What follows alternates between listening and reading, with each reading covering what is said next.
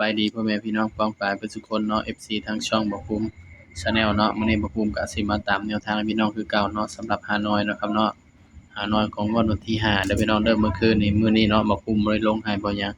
บ่ภูมิกระดานเบิดเนาะบ่มีกระดานเนาะพี่น้องเนาะก็เลยบ่ได้ลงแนวทางให้พี่น้องเนาะสำหรับฮานอยเนาะครับเนาะก็มาตามกันต่อเนาะงวดวันที่5ตุลา68เนาะครับเนาะ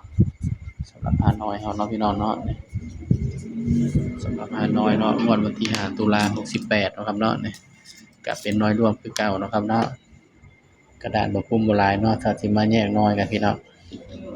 เดี๋ยวรอให้บ่ภูมิมีทุนก่อนเนาะบ่ภูมิซื้อกระดาษมาหลายๆก่อนเนาะบ่ภูมิสิแยกน้อยให้เด้อพี่น้องเด้อสำหรับตัวเด่นนี่ก็บ่เคยหลุดเนาะสำหรับแยกน้อยเนาะครับเนาะ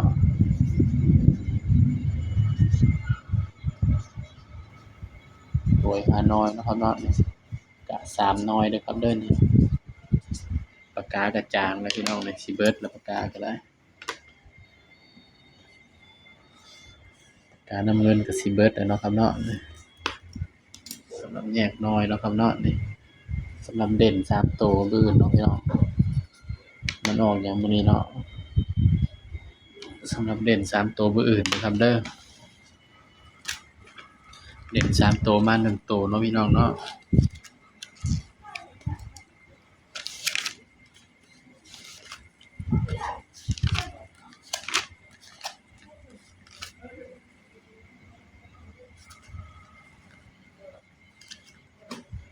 เด่น3ตัวมา1ตัวเด้อพี่น้องเด้อสำหรับแนวทางฮานอยเฮาเนาะสำหรับตัวเด่นมื้ออื่นเนาะครับเนาะ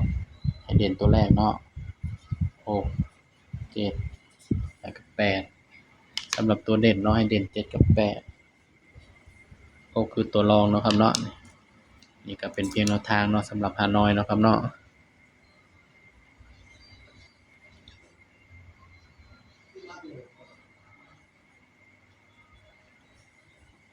เด่น6 7 8เนาะพี่น้องเนาะก็มาจับคู่เนาะบ่ภูมิเลยเนาะพี่น้องเนาะจับคู่เฮาก็จับตัวเด่นก่อนเนาะพี่น้องสำหรับ7เนาะเจ็ด9 70 71มันออกไปแล้วมื้อนี้เนาะพี่น้องเนาะบ่ภูมิก็เอา74แทนเด้อครับเด้อ74 89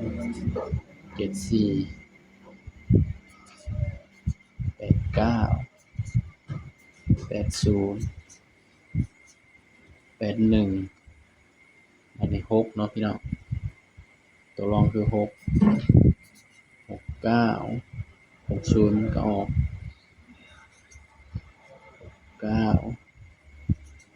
63 64นี่ก็เป็นเพียงแนวทางเนาะครับเนาะสำหรับหวยฮานอยเนาะ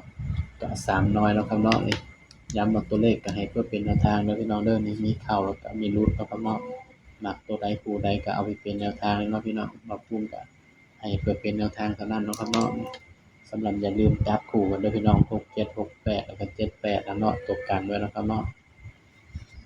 6 8 6 7 7 8เพราะว่าอย่างมันมาคู่กันเนาะครับเนาะนี่ก็เป็นเพียงแนวทางเนาะสำหรับหวยฮานอยเนาะของงวดวันที่5ตุลา68เนาะครับเนาะ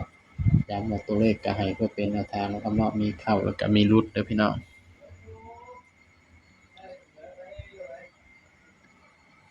ชุด3ตัวเนาะให้กันไว้ซื่อๆเนาะพี่น้อง316